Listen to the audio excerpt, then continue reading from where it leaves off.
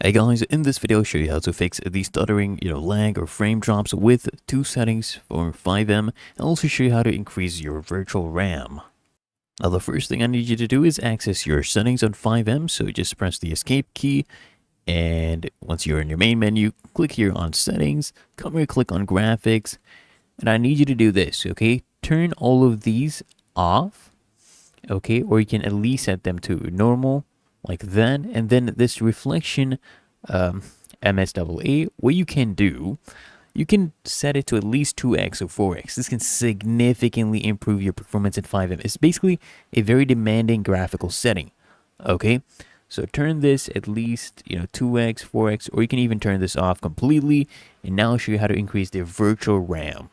So what you need to do is press the Windows plus R key on your keyboard to open up a run. Of course, you can just type it here in search and search for run.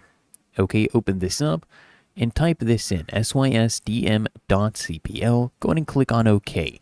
And we're going to be increasing our virtual RAM. So when you get system properties, click on advanced, click on settings here under performance, and I need you to click on advanced again. And here we see virtual memory, click on change.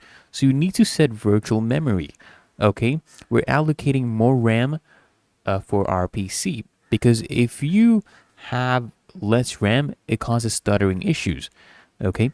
So you can set the minimum to at least 1.5 times your actual RAM, and the maximum at least 3 times your RAM, and then go ahead and set that and click on OK, and that should fix all your issues. So if you found this helpful, make sure you smash that like button and subscribe to frequently asked questions, and I'll see you in the next one.